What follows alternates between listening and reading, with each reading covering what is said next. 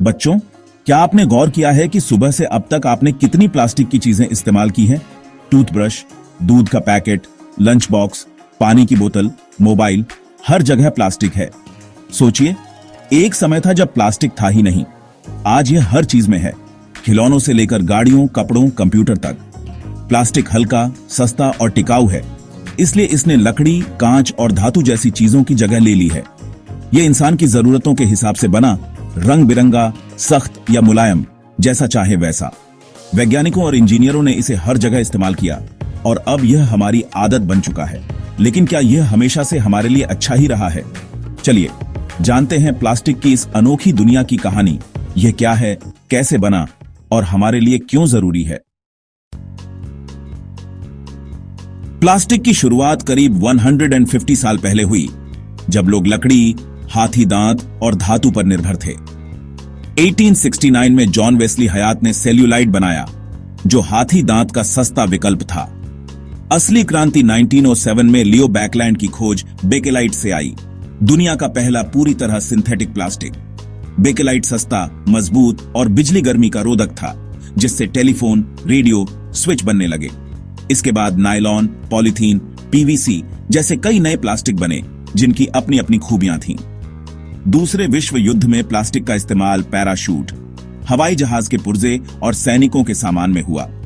धीरे धीरे प्लास्टिक हर घर में पहुंच गया और हमारी रोजमर्रा की जिंदगी का हिस्सा बन गया। प्लास्टिक का भी एक बड़ा परिवार है, जिसमें हर सदस्य का अपना नाम और काम है।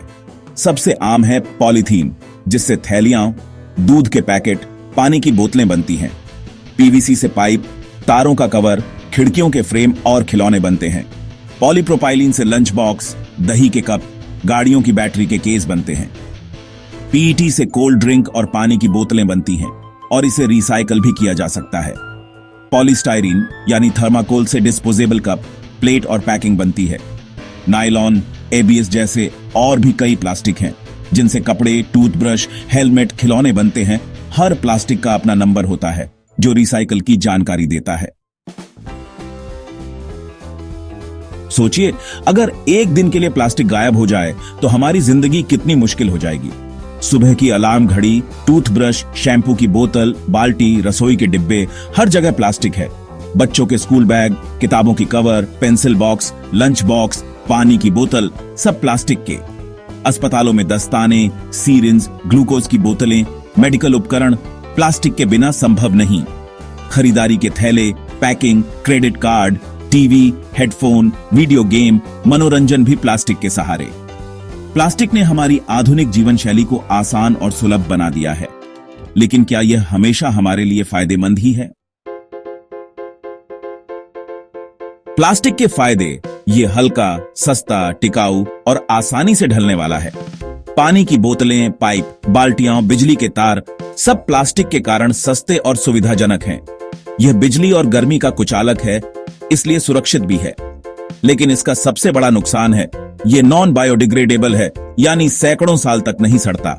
प्लास्टिक कचरा जमीन और पानी को प्रदूषित करता है, नालियां जाम करता है, बाढ़ लाता है। समुद्री जीव और जानवर प्लास्टिक खा लेते हैं, जिससे उनकी जान चली जाती है। कुछ प्लास्टिक गर्म करने पर हानिकारक रसायन छोड़ते हैं, जो हमारे स्वास्थ्य के लिए खतरनाक हैं।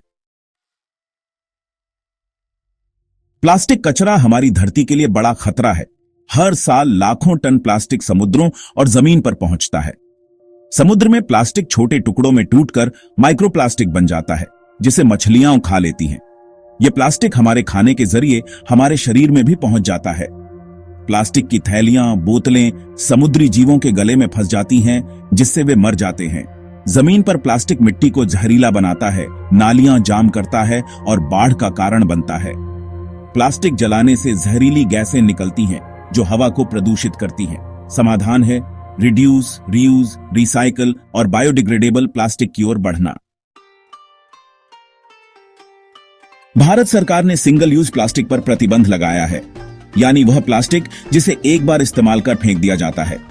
इसमें थैलियां, डिस्पोजेबल कप, प्लेट, चम्मच, स्ट्रॉ, पतली पैकिंग जैसी चीजें शामिल हैं।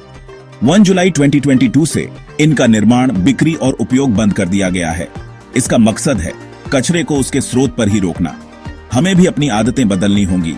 कपड़े या जूट के थैले, स्टील के बर्तन, बिना प्लास्टिक स्ट्रॉ के काम चलाना। सरकार और संस्थाएं लोगों को जागरूक कर रही हैं और कंपनियां भी पैकिंग बदल रही हैं। ये शुरुआत है और हमें मिलकर एक स्वच्छ भविष्य की ओर बढ़ना है। तो बच्चों, क्या हमें प्लास्टिक को पूरी तरह छोड़ देना चाहिए? शायद नहीं, क्योंकि कई जगह इसका विकल्प नहीं है। हमें संतुलन और समझदारी से इसका इस्तेमाल करना है। सबसे जरूरी है सिंगल यूज प्लास्टिक को अनकहना और जितना हो सके कम इस्तेमाल करना। प्लास्टिक की चीजों को बार बार इस्तेमाल करें। फेंकने से पहले सोचें। रचनात्मकता से पुराने प्लास्टिक को नया रूप दें, जैसे बोतलों में पौधे लगाएं। इस्तेमाल के बाद प्लास्टिक को सही तरीके से रिसाइकल करें, कचरा अलग अलग करें। अगर हम रिड्यूस, रीयूज, रिसाइकल को अपनाएं तो प्लास्टिक हमारे लिए वरदान बना रहेगा। भविष्य हमारे हाथ में है।